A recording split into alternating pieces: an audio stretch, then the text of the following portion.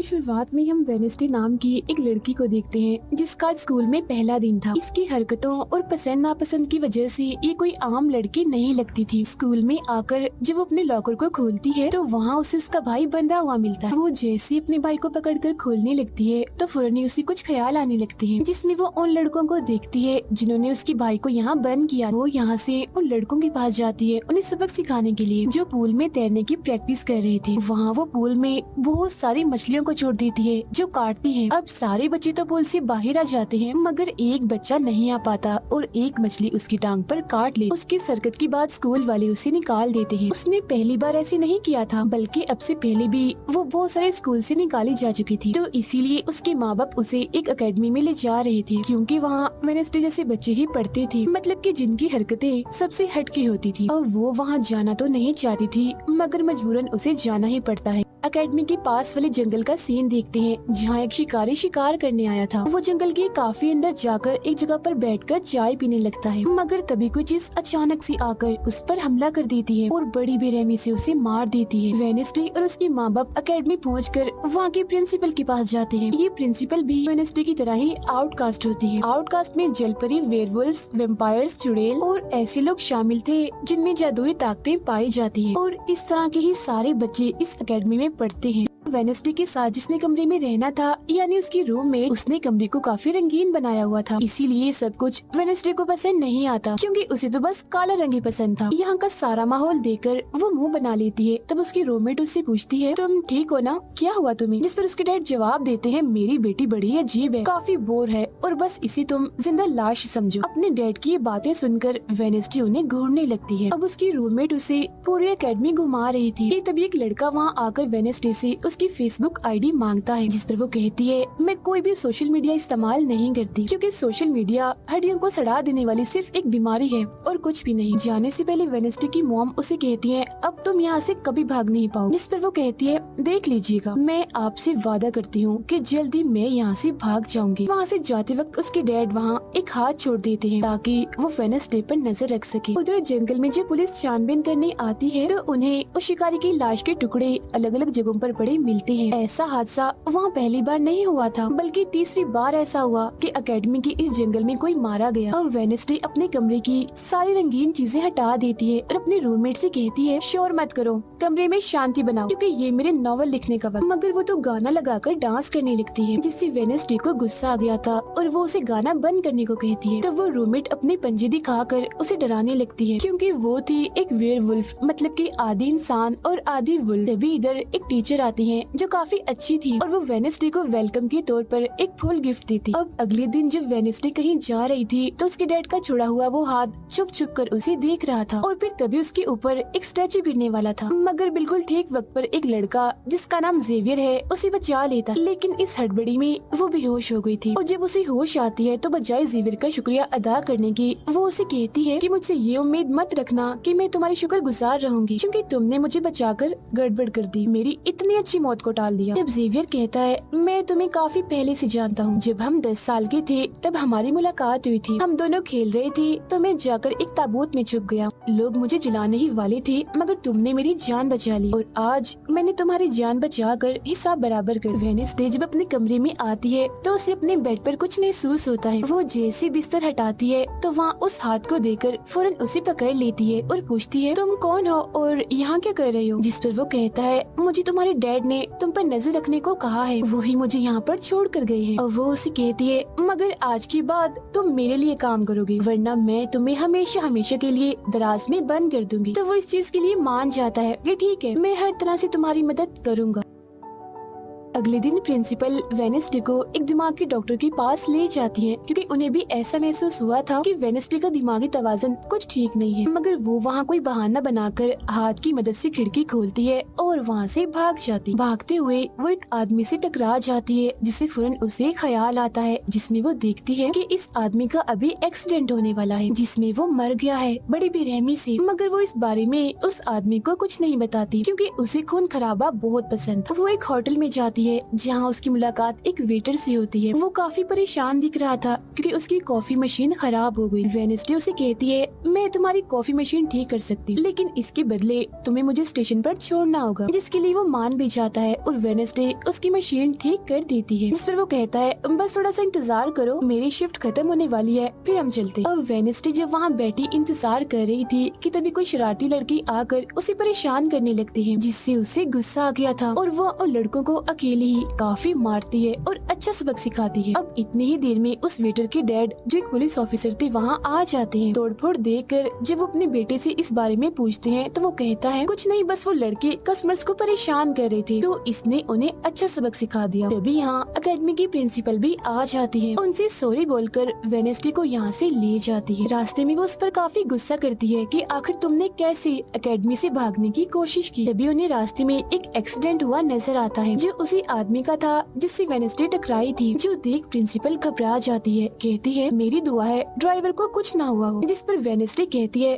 वो तो मर गया है और उसकी गर्दन भी टूट गई है। फिर अकेडमी में आने के बाद वेडनेसडे गिटार बजाने लगती है। वो काफी अच्छा बजा रही थी, जिसकी धुन प्रिंसिपल के साथ साथ काफी बच्चों को भी पसंद आती। रूममेट जब कमरे में आती है तो उसकी नजर हाथ पर पड़ती है, जिस बारे में वो वेडनेसडे से पूछती है कि ये क्या चीज है, जिस पर वो जवाब देती है कि ये हमारी एडम फैमिली का एक मेंबर है। अब हम एक अनजान लड़के को देखते हैं जो लाइब्रेरी में जाकर एक किताब से एक सफा फाड़ लेता है, जिस पर एक तस्वीर बनी हुई। उधर हाथ मीटर के घर पहुंच जाता है, जिसे देख वो काफी डर गया था और उसे मारने लगता है। फिर हाथ उसे बैठने का इशारा करके उसे वेडनेसडे का नंबर देता है और उसे फोन करने का कहता है। फिर जब वेटर उसे कॉल करता है तो वो कहती है कि हमारी अकेडमी में एक त्योहार मनाया जाने वाला है जहाँ सभी बच्चे आएंगे। मैं वहाँ से भागने वाली हूँ और अगर तुम मुझे स्टेशन तक पहुँचा दोगे तो मैं तुम्हें काफी अच्छा इनाम दूंगी। जिस पर वो वेटर मान भी जाता है। जब वो त्योहार में जाती है तो देखती है कि प्रिंसिपल की नजर मुझ पर ही है, इसीलिए वो एक आदमी को पैसे देकर प्रिंसिपल का ध्यान भटकाने का कहती है। अब वेटर वहाँ आकर वेडनेसडे के जाने से पहले उसे उसके डैड का एक पुलिस रिकॉर्ड तोहफे में देता है, जो उसने अपने डैड की फाइल्स में से चुराया था, क्योंकि उसके डैड एक पुलिस ऑफिसर जो थे। अब उस रिकॉर्ड को लेकर जैसे वो यहाँ से जाने लगती है तो तभी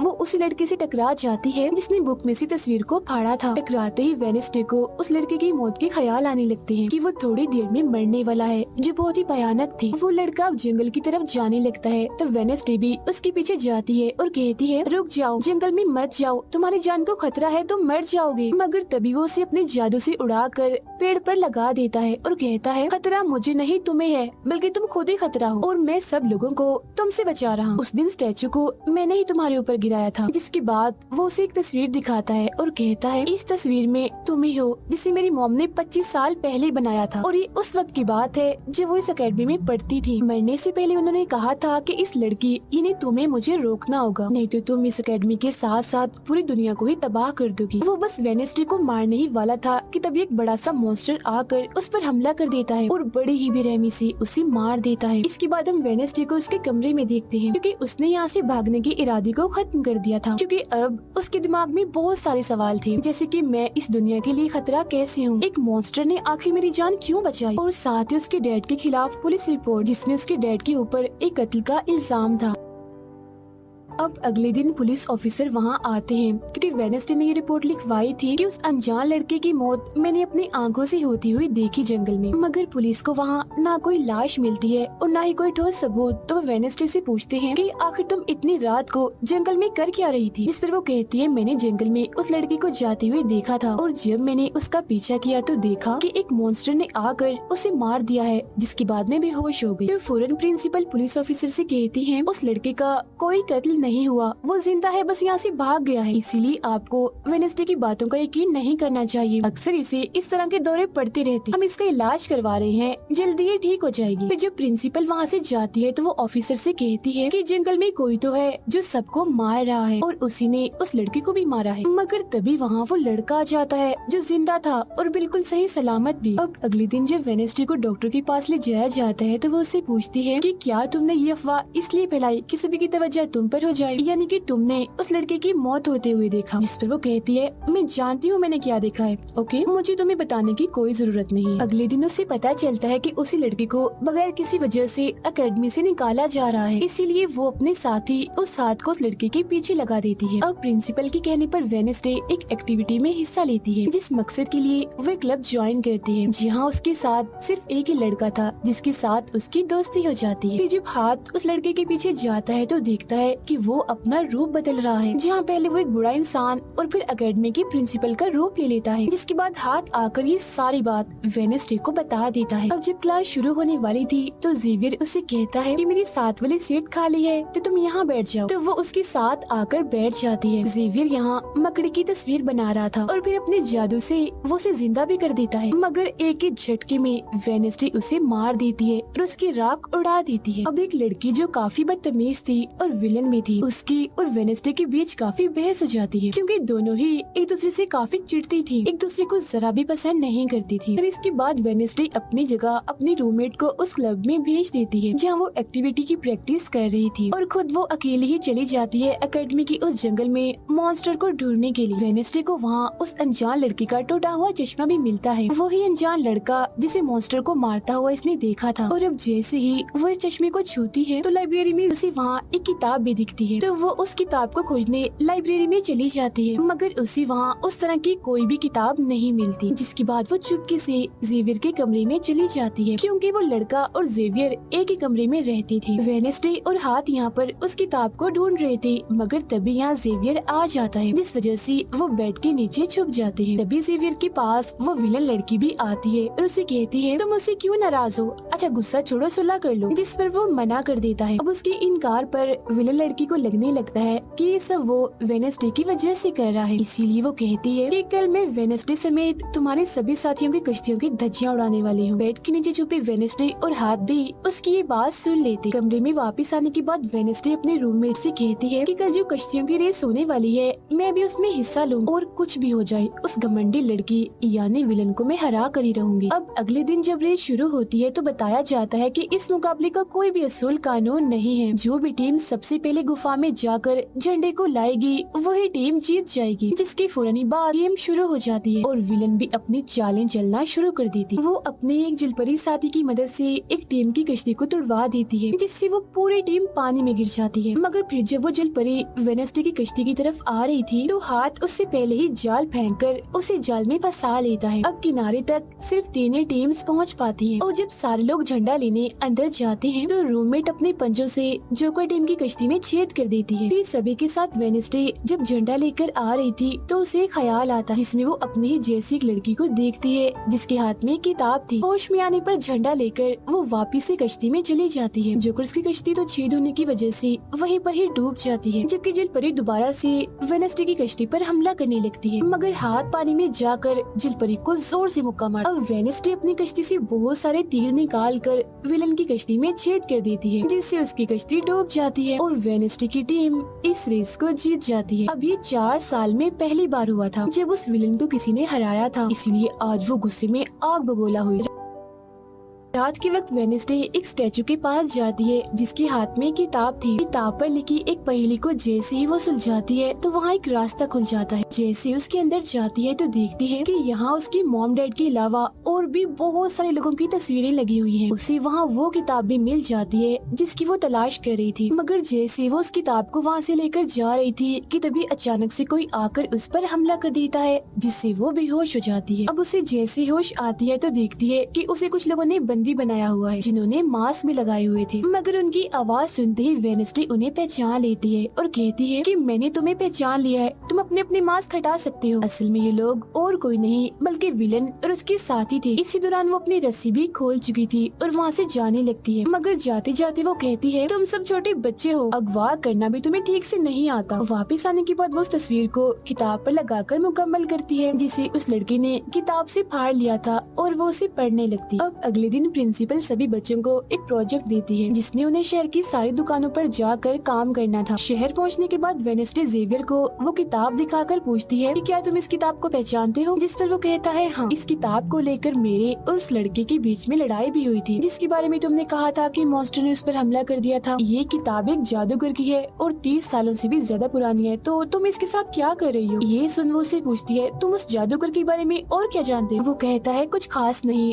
अगर तुम उस जादूगर के बारे में जानना चाहती हो तो तुम्हें उसके घर जाना होगा जो काफी पुराना एक खास घर है। एकेडमी के सारे बच्चे भी अलग अलग दुकानों में जाकर काम करने लगते हैं। वेडनेसडे एक वेट्रेस बनी थी मगर उसका नखरा गुस्सा देखकर कोई भी उसे खाने की चीज नहीं लेता। वेडनेसडे का दोस्त पेस्ट्री खा रहा था कि तभी शरारती बच्चे आकर उसे परेशान करने लगते हैं और बस फिर होना क्या था, वेडनेसडे वहाँ आती है और उन्हें खूब मारती है। इसके बाद वो अपने उस दोस्त को लेकर जादूगर के घर जाती है ताकि वो सारी सच्चाई जान सके कि आखिर बात क्या है और उस किताब के बारे में भी। उसी वहाँ जादूगर की बहुत सारी चीजें और एक पेंटिंग भी दिखाई देती है। पेंटिंग में वो उसी लड़की को किताब पकड़े हुए देखती है जो उसे गुफा के पास भी दिखी थी। उसके ख्याल में जब उनकी रेस में वेडनेसडे झंडा लेने गई, फिर उसी वहाँ इस पेंटिंग वाली लड़की की किताब भी मिल जाती है मगर वो खाली थी क्योंकि वो नकली थी। इतनी ही देर में वहाँ एक औरत आती है तो वेडनेसडे उसे असली किताब के बारे में पूछती है जिस पर वो कहती है कि वो किताब तो चोरी हो गई थी और इस वक्त तुम जहाँ खड़ी हो ये भी उस जादूगर का असली घर नहीं है। इसके बाद वेडनेसडे वेटर से मिलने उसके होटल जाती है और उससे जादूगर के असली घर के बारे में पूछती है तो वो उसे असली घर के बारे में बता भी देता है, जहाँ से वेडनेसडे अकेली ही उस घर में चली जाती। वहाँ उसे एक बूढ़ा आदमी मिलता है जो उसे कहता है ये मेरी जगह है, मेरा घर है, निकलो यहाँ से। तब ये सुन वेडनेसडे का साथी वो हाथ उसके मुंह पर ही हमला कर देता है जिससे डरकर वो आदमी वहाँ से भाग जाता है और वेडनेसडे को यहाँ से कुछ नहीं मिलता इसीलिए वो यहाँ से जाने लगती है। मगर जब वो दरवाजे से बाहर जाती है तो फौरन उसे ख्याल आता है जिसमें वो देखती है कि वो जादूगर एक लड़की को चुड़ैल साबित करके इस घर में बंद कर देता है जहाँ उससे पहले और भी बहुत सारे लोग बंधे हुए थे। ये सारे लोग आउटकास्ट के थे, यानी कोई वेम्पायर था, कोई जलपरी, कोई वेयरवुल्फ तो कोई चुड़ैल। इसीलिए जादूगर इन सबको शैतान समझता था। इस तरह के सभी लोगों को यहाँ कैद करने के बाद वो इस पूरे घर में आग लगा देता है। वो बच्ची जिसे जादूगर ने चुड़ैल साबित किया था वो अपनी मॉम को आजाद करने की कोशिश करती है मगर नहीं कर पाती क्योंकि सभी लोगों को जंजीर की मदद से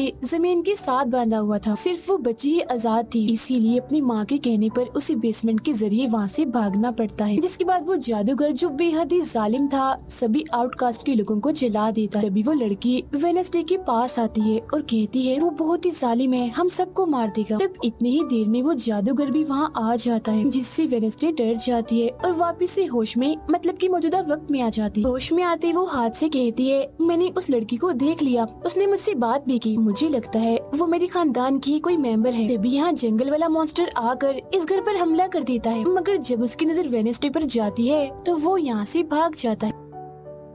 वेडनेसडे और हाथ उसका पीछा करते हैं मगर देखते हैं कि मॉन्स्टर के कदमों के निशान तो इंसानी पैरों के निशान में बदल गए। अगले दिन उस जादूगर की मूर्ति को इज्जत के तौर पर इस जगह पर लगाया जाने वाला था क्योंकि शहर के लोग तो उसे अपना हीरो ही मानते थे और आज वेडनेसडे को वहाँ गिटार बजाने के लिए बुलाया गया था। लेकिन वो लोग जैसे मूर्ति लगाकर अपना काम करने लगते हैं तो तभी वो हाथ तीली फेंक कर मूर्ति को आग लगा देता है क्योंकि वेडनेसडे के कहने पर उसने पहले ही मूर्ति पर पेट्रोल डाल दिया था। आग देखकर सारे लोग वहाँ से भाग जाते हैं मगर वेडनेसडे अभी भी वहाँ बैठी गिटार बजा रही होती है। साथ ही वो मूर्ति को जलता हुआ देखकर खुश भी हो रही थी। अब प्रिंसिपल को वेडनेसडे पर ही शक था मगर उसके खिलाफ प्रिंसिपल के पास कोई सबूत नहीं था। अब जादूगर के जिस पुराने घर में वेडनेसडे गई थी जहाँ वो बूढ़ा आदमी था वो अभी भी वही रुका हुआ था मगर तभी वो मॉन्स्टर वहाँ आता है और उस बूढ़े आदमी पर हमला कर देता है। लेकिन मरते मरते वो बूढ़ा आदमी मॉन्स्टर की 2-3 तस्वीरें अपने कैमरा में बना ही लेता है। पुलिस को जब ये खबर मिलती है तो फौरन छानबीन करने पहुँच जाते हैं जहाँ उन्हें बूढ़े आदमी के कैमरा से मॉन्स्टर की तस्वीर भी मिल जाती है।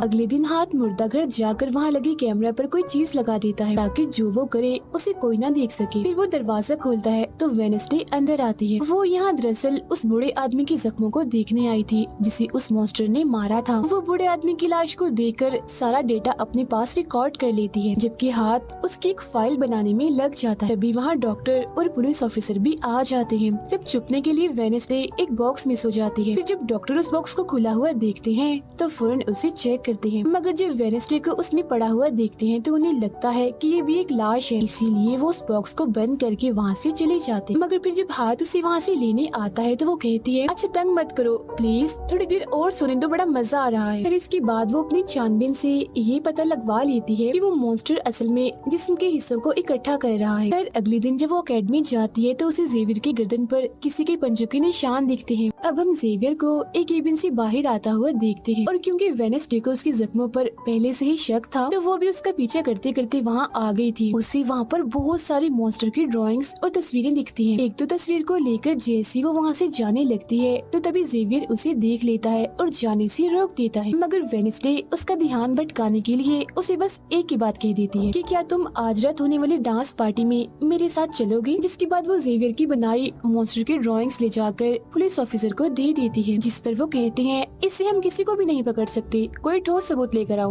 अब वेडनेसडे अपनी सारी रिसर्च को अपने दोस्त के सामने रख देती है ताकि वो उसकी मदद कर सके। उनमें से एक ड्राइंग को देखकर उसका दोस्त कहता है कि मैं इस जगह के बारे में जानता हूँ। जिसके बाद वो वेडनेसडे को उस जगह पर ले जाता है जो एक गुफा थी, जिसके अंदर जाकर उन्हें बहुत सारी हड्डियाँ और एक हथकड़ी भी मिलती है। थोड़ा छानबीन करने पर उसे वहाँ एक नोकदार बड़ा सा नाखून भी मिलता है, जिसे वो अपने पास रख लेती है। जिसके बाद वो जेवियर के पेंटिंग वाले केबिन में जाती है और डस्टबिन से एक कपड़ा जिस पर खून लगा हुआ था उसे निकाल कर अपने पास रख लेती। फिर जैसी वो वहाँ से जाने लगती है तो तभी वहाँ जेवियर आ जाता है और उसे पूछता है तुम यहाँ मेरे केबिन में क्या कर रही हो। उसकी बात डालकर वो उसे पूछती है ये जो चोट तुम्हारी गर्दन पर है ये तुम्हें कैसे लगी। तब वो बताता है कि पिछले कुछ दिनों से ये मॉन्स्टर मेरे सपनों में आ रहा है, इसीलिए मैं इसकी ड्राइंग्स बनाता हूँ। मगर एक दिन मैंने अपने जादू पर से कंट्रोल खो दिया और ड्राइंग के अंदर से मॉन्स्टर की पंजे ने निकलकर मुझे नोच लिया। लेकिन अब क्योंकि वेडनेसडे उस पर शक कर रही थी इसीलिए वो उस पर काफी गुस्सा करता है और फौरन उसे यहाँ से जाने का कहता है। अब वेडनेसडे वो खून लगा कपड़ा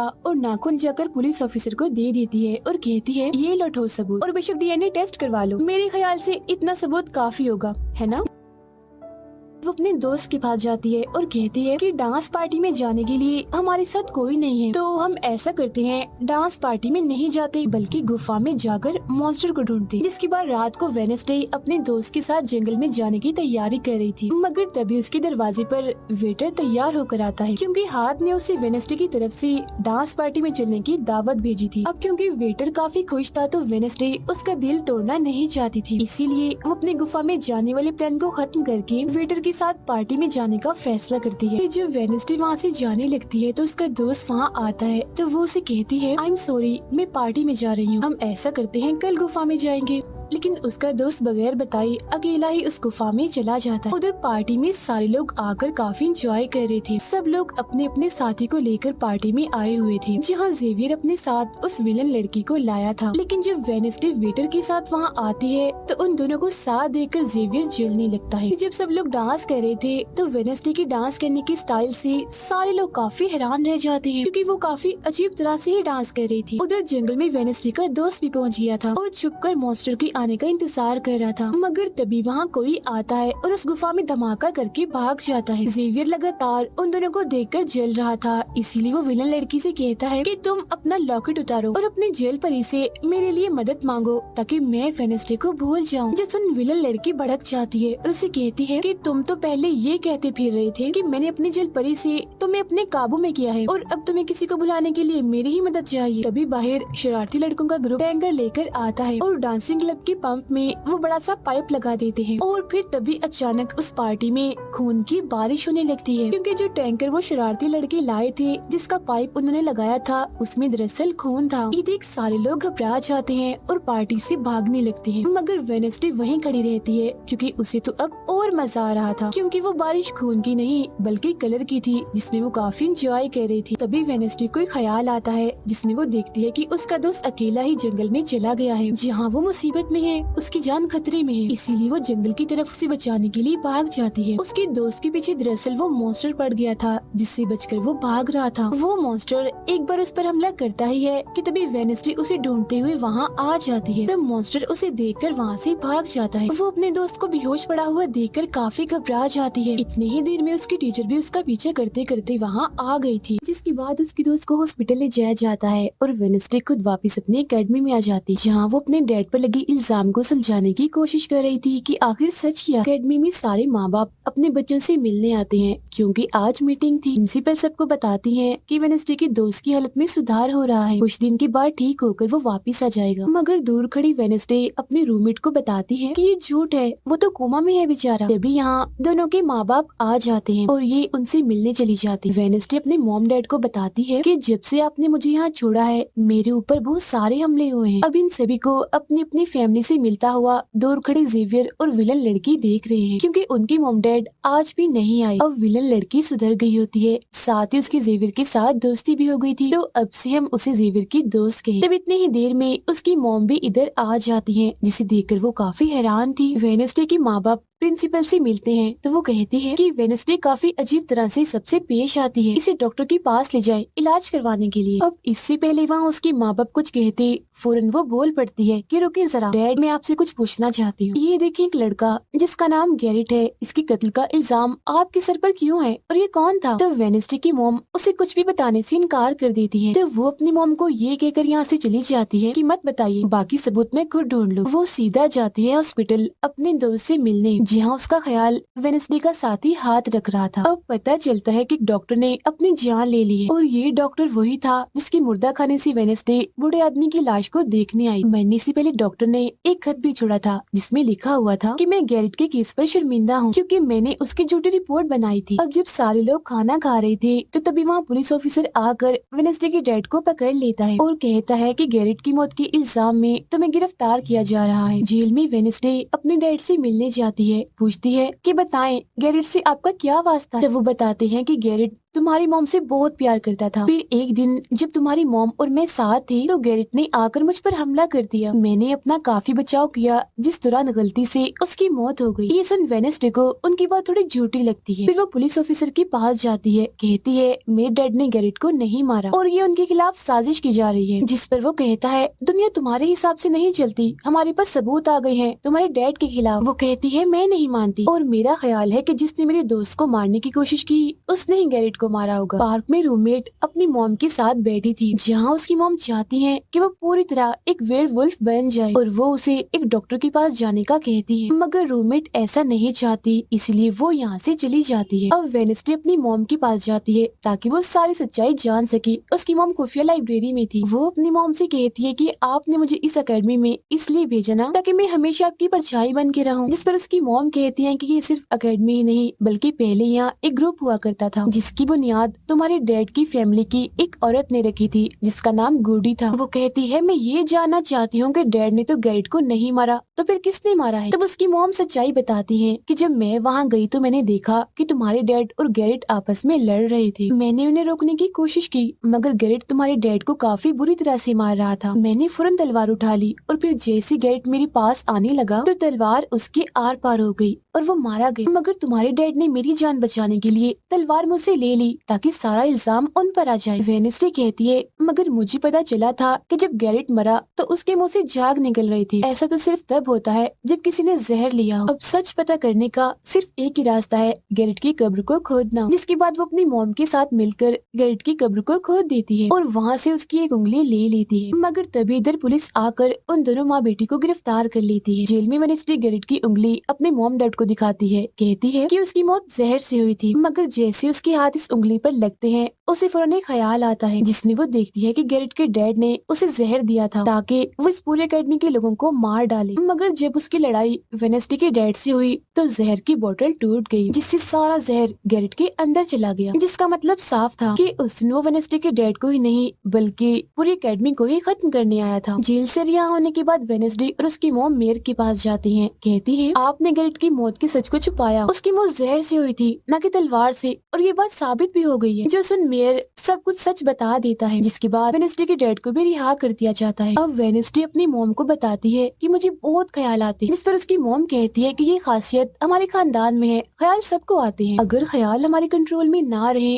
तो ये हमें पागल बना सकते हैं, इसीलिए हमारे खानदान के पुराने लोग आकर हमें आसान रास्ता बताते हैं और ट्रेनिंग देते हैं। तो वेडनेसडे फौरन बोलती है जैसे गुडी एडम्स जिसके बारे में आपने बताया था कि वो मेरे डैड के खानदान की है, जिस पर उसकी मॉम कहती है कि मुझे नहीं पता, बहरहाल तुम होशियार रहना, क्योंकि गुडी एडम्स बदला चाहती थी जिसके चक्कर में वो खुद भी नहीं बच पाई। फिर सबके माँ बाप अपने अपने बच्चों से मिलकर जा रहे थे। रूममेट अपनी मॉम को कहती है, आप फिक्र मत करना, जब मुझे वेयरवुल्फ बनना होगा मैं बन जाऊंगी। जाने से पहले वेडनेसडे की मॉम उसे वही किताब देती है जो अक्सर प्रिंसिपल के पास हुआ करती थी। वो किताब लेकर वेडनेसडे प्रिंसिपल के पास जाती है, कहती है कि उस अनजान लड़की को आपने मारा था, मैंने देखा था, जिसके बारे में मैंने कहा था कि उसे मॉन्स्टर ने मारा है, क्योंकि वो आप ही हो जो खुद को बदल बदल कर लोगों को मार रही हो। मैं ये बात अब पुलिस को बता दूंगी। जिस पर प्रिंसिपल कहती है, नहीं, उसे मैंने नहीं मारा, बल्कि वो तो अपनी ताकतों पर से कंट्रोल खो बैठा था और उस दिन उसने तुम्हें मारने की भी कोशिश की थी। इनकी बातों के दौरान इन्हें बाहर से शोर सुनाई देता है। ये चेक करने जब वहाँ जाती हैं तो पता चलता है कि बाहर ग्राउंड में आग से कुछ लिखा हुआ है। अब वेडनेसडे अपने चारों तरफ मोमबत्तियां जला के बैठी थी क्योंकि वो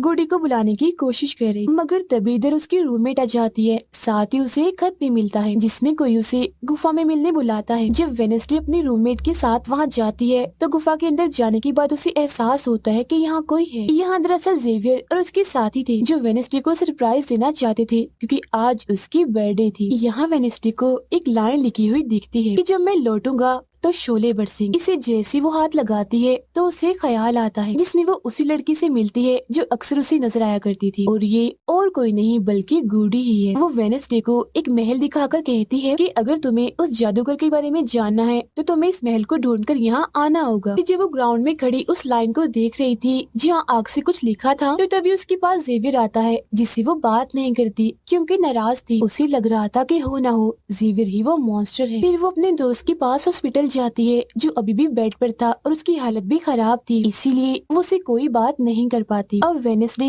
अपने दोस्त वेटर से मिलने जाती है और उसे उस महल जो गुडी ने दिखाया था उसकी तस्वीर दिखाकर पूछती है कि क्या तुम इस जगह के बारे में जानते हो, जिस पर वो मना कर देता। अब यहाँ तो उसका काम नहीं हुआ, इसीलिए वो उस तस्वीर को लेकर जेवियर के पास जाती है और उससे भी वही सवाल करती है कि क्या तुम इस जगह के बारे में जानते हो, मगर तभी उसकी नजर इसी महल की पेंटिंग पर जाती है जो जेवियर ने पहले से ही बनाई हुई थी, जिस पर वो बताता है कि ये जगह रात को मेरे सपने में आई थी तो मैंने इसे बना दिया। अच्छी बात ये थी कि जेवियर इस जगह के बारे में जानता भी था। तब उसी महल का पता लेकर वेडनेसडे वहाँ पहुँच जाती है जहाँ मेयर पहले से ही मौजूद था, और क्योंकि वो जान गया था कि असली कातिल कौन है तो वेडनेसडे उसकी गाड़ी में ही छुप जाती है। मगर जैसे मेयर की गाड़ी शहर में पहुँचती है तो कोई उनकी गाड़ी को ठोक देता है जिससे मेयर का एक्सीडेंट हो गया था। वो काफी जख्मी हो जाते हैं, उनकी हालत मरने वाली हो गई। फिर अब रात के वक्त वेडनेसडे वेटर और अपने रूममेट के साथ उसी महल में आती है। यहाँ उसे ऐसा महसूस होता है जैसे कोई इधर रह रहा है क्योंकि मोमबत्तियां गर्म थी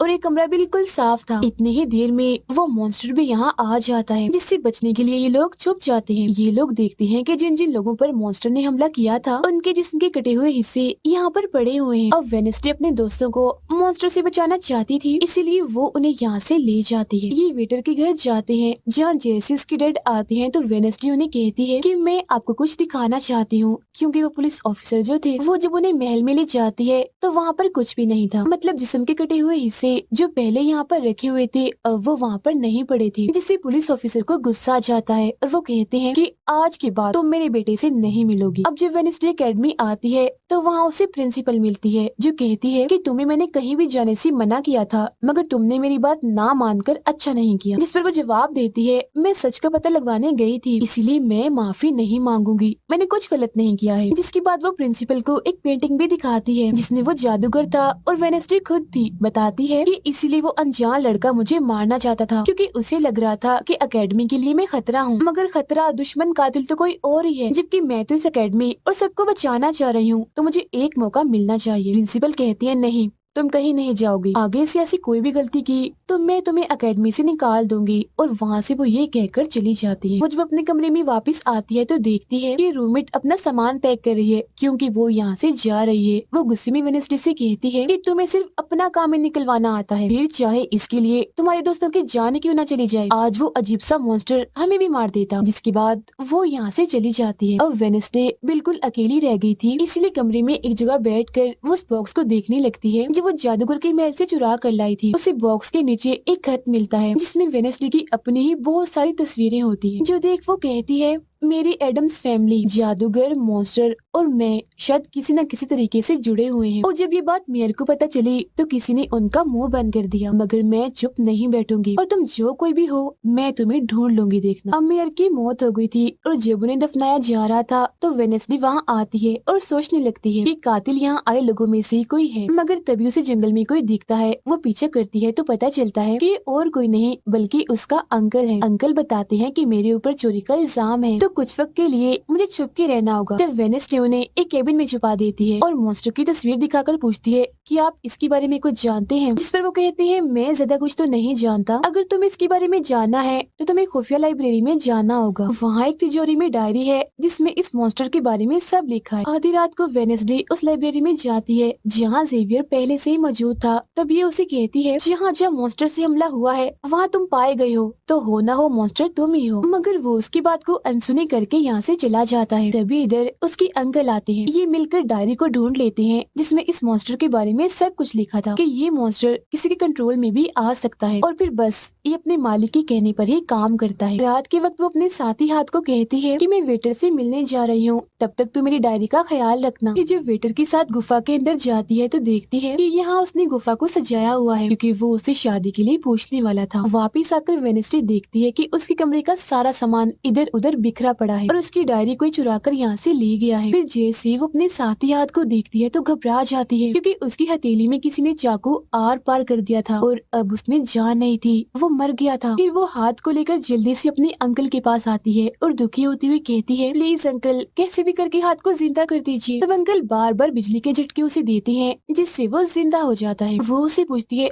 अच्छा तुम पर हमला किसने किया था, जिस पर इशारों से वो बताता है कि मैंने नहीं देखा क्योंकि हमला पीछे से हुआ था। जिस पर वेनेसडे गुस्से से भर जाती है, कहती है चाहे कुछ भी हो जाए मैं उसे नहीं छोड़ूंगी, वो जो भी है। और वो प्रिंसिपल को आकर कहती है किसी ने मेरे कमरे में तोड़फोड़ कर दी है, साथ ही कोई उस डायरी को भी चुरा कर ले गया है। वो कहती है वो डायरी तो खुफिया लाइब्रेरी में थी तो तुम्हारे पास कैसी आई, तुम ऐसी हरकतें मत करो कि एकेडमी को बंद करना पड़े, ऐसा मैं होने नहीं दूंगी। फिर जब वेनेसडे वहाँ से जा रही थी तो तभी उसके पास उसके साथी आते हैं और उसे जानकारी देते हैं कि गैरेट जिसकी मौत का इल्जाम तुम्हारे डैड पर था उसकी मॉम को किसी ने डबोकर मारा था और मरने से पहले उनकी सारी प्रॉपर्टी एक डॉक्टर ने हथिया ली थी। डॉक्टर नाम सुनकर वेनेसडे को दिमागी डॉक्टर पर शक होता है, इसीलिए वो सीधा उनके पास जाती है। कहती है कि मैं जानती हूँ आपके अंदर गैरेट की मॉम की आत्मा है जो सबसे अपनी मौत का बदला लेना चाहती है, अब बस कर दो तुम्हारा खेल खत्म हुआ। जिसके बाद वो यहाँ से चली जाती है। ये सारी बातें सुन डॉक्टर को जरा भी समझ नहीं आती कि ये क्या बोल रही थी, इसीलिए वो फौरन प्रिंसिपल को कॉल करती है। कहती है वेनेसडे आई थी,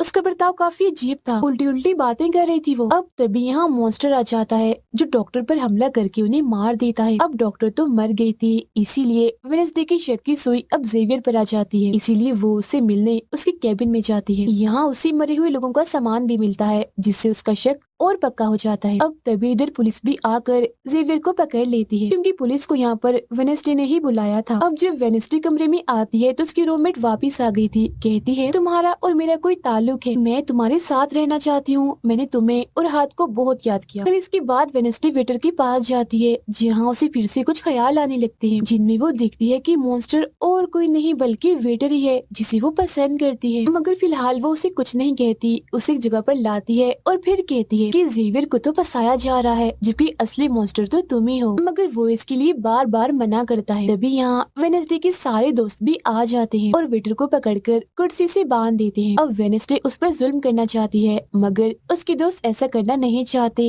इसीलिए वो यहाँ से चले जाते हैं। फिर जैसे ही वो वेटर को मारने के लिए आगे बढ़ती है कि तभी वेटर के डैड पुलिस ऑफिसर यहाँ आ जाते हैं और वेनेसडे को गिरफ्तार कर लेते हैं। हालांकि वो उन्हें कहती भी है कि असली कातिल आपका बेटा है, वही मॉन्स्टर है ये, मगर वो उसकी एक नहीं सुनते। फिर जब वो यहाँ से जा रही थी तो वेटर उसके पास आता है, कहता है कैसा लगा हारना, अभी तो और भी बहुत कुछ होना बाकी है बच्चों। जिसके बाद प्रिंसिपल भी वेनेसडे को कह देती है कि तुमने सारी हदें पार कर दी, इसीलिए तुम्हें एकेडमी से निकाला जा रहा है। लेकिन अभी भी वो बार बार एक ही बात कह रही थी कि कि वेटर ही असली मॉन्स्टर है, मगर फिर भी वो उसकी एक नहीं सुनती और जाने का कहती है। तब आखिरी बार वेडनेसडे जेवियर से मिलने जाती है जो जेल में बंद था और उससे नाराज भी था क्योंकि वेडनेसडे ने ही उसे पुलिस के हवाले किया था। हालांकि वो उसे बताती भी है कि मॉन्स्टर वेटर है और उसने मेरे जरिए तुम्हें फंसाया है। वो उसकी एक नहीं सुनता, कह देता है इस सारी मुसीबत की जड़ तुम हो, अगर तुम ये एकेडमी छोड़ के चली जाओगी तो कुछ भी गलत नहीं होगा। ये बात सुनने के बाद वो एक सेकंड भी नहीं रुकती और यहाँ से चली जाती है। वो अपने कमरे में आकर अपना सारा सामान पैक करती है, जिसके बाद वो सभी से आखिरी मुलाकात करती है। सबसे आखिर में वो अपने दोस्त से मिलने हॉस्पिटल में जाती है, कहती है मैं तो जा रही हूँ, तुम अपना ख्याल रखना और हाँ बाहर मत निकलना, बाहर मॉन्स्टर हो सकता है। और उस दिन गुफा में धमाका करने वाला और कोई नहीं बल्कि प्रिंसिपल ही थी, जिस पर वो कहता है नहीं, धमाका करने वाले के जूते लाल थे, जबकि प्रिंसिपल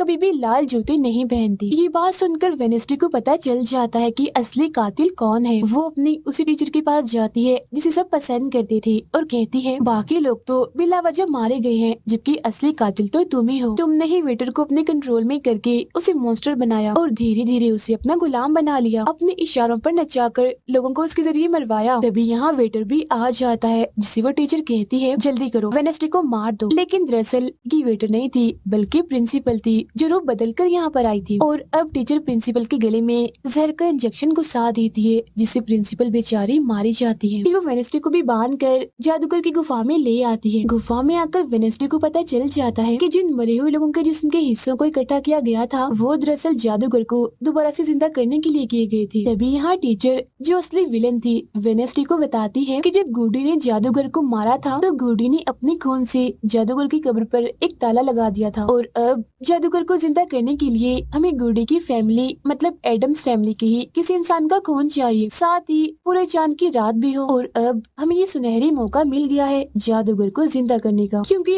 एडम्स फैमिली से तुम हो और आज पूरे चांद की रात भी है, हम तुम्हारा खून लेंगे। जिसके बाद टीचर वेडनेसडे के हाथ पर कट लगा देती है, जिससे उसका खून निकलने लगता है। फिर वो उसके खून से जादूगर की कब्र का ताला खोल देती है और फिर अगले ही पल जादूगर भी जिंदा होकर अपनी कब्र से बाहर आ जाता है। बाहर आते ही वो वेडनेसडे को चाकू मार देता है, जिससे वो जख्मी हो जाती है। इसके बाद वो एकेडमी को खत्म करने के लिए चला जाता है। अब तभी यहाँ गुडी एडम्स आती है और वेडनेसडे को बिल्कुल ठीक कर देती है, मतलब कि उसके जख्म, और कहती है मैंने तुम्हें ठीक तो कर दिया है मगर अब की बाद मैं तुम्हें नजर नहीं आऊंगी। जंगल की रास्ते से जब वेडनेसडे जा रही थी तो तभी उसके सामने वेटर आ जाता है। उसे टीचर कंट्रोल कर रही थी, इसीलिए वो मॉन्स्टर बनकर उस पर हमला कर देता है। वो बस उसे मारने ही वाला था कि तभी यहाँ एक वेयरवुल्फ आ जाती है, जो और कोई नहीं बल्कि रूममेट थी, जो आज पहली बार वेयरवुल्फ बनी थी, वो भी सिर्फ वेडनेसडे को बचाने के लिए। यहाँ वेयरवुल्फ और मॉन्स्टर के बीच काफी खतरनाक लड़ाई होती है, जिसमें वेयरवुल्फ मॉन्स्टर पर भारी पड़ रही थी और उसे काफी मारती है, अच्छा मजा चखाती है। इसके बाद वेडनेसडे जादूगर से लड़ने उसे रोकने के लिए एकेडमी में आ जाती है, जहाँ वेडनेसडे को बचाने के लिए जेवियर पहुँच जाता है। अब जैसे जादूगर जेवियर को मारने वाला था तो तभी सामने वेडनेसडे आ गई थी और वो बेचारी खुद जख्मी हो जाती है, मगर फिर भी वो जेवियर को कहती है कि तुम यहाँ से जाओ और बाकी एकेडमी वालों को बाहर निकालो, क्योंकि ये हम जैसे आउटकास्ट के लोगों को नहीं छोड़ेगा। जिसके बाद वो फिर से खड़ी हो जाती है, उसके हाथ में तलवार भी थी, जिसकी मदद से वो जादूगर से लड़ती है, मगर जादूगर काफी ताकतवर था, इसीलिए वो उसके सामने नहीं टिक पाती। वो बस उसे मारने ही वाला था कि तभी इधर जेवियर की दोस्त आकर जादूगर का ध्यान भटका देती है, जिस दौरान मौका देकर वेडनेसडे उठती है और तलवार के एक टुकड़े को जादूगर के दिल के आर पार कर देती है, क्योंकि ऐसा उसे गुडी एडम्स ने करने को कहा था। जहाँ जादूगर एक बार फिर से मर जाता है और उन्हें उसका जिस्म जलने लगता है और राख बनकर उड़ जाता है। जादूगर के मरते ही यहाँ वो टीचर आ जाती है, जिसके हाथ में गन थी, जिसे वो वेडनेसडे पर तान देती है क्योंकि वो उसे मारना चाहती है। मगर तभी यहाँ वेडनेसडे का दोस्त भी आ गया था, जिसके पास बहुत सारी मधुमक्खियाँ थी। वो उन सभी मधुमक्खियों को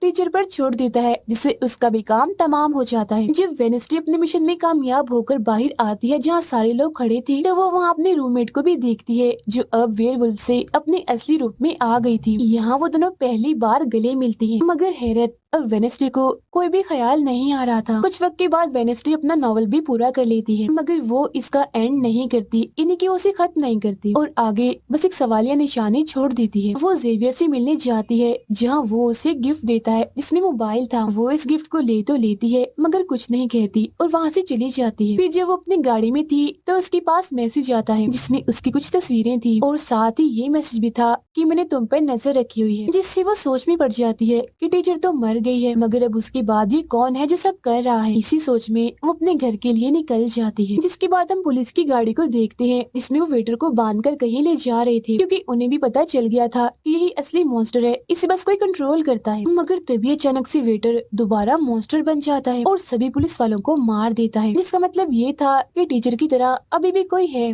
जो इसे कंट्रोल कर रहा है और वो लोगों को मरवाता रहेगा इसके जरिए। और ये अनजान इंसान वही हो सकता है जिसने वेडनेसडे को मैसेज किया, यानी कि अभी भी कोई है जो अकेडमी को बंद करवाने में लगा है और मॉन्स्टर के जरिए खून खराबा कत्ल होना आम ही रहेगा। और इसी के साथ ही ये सीजन इधर ही खत्म हो जाता है।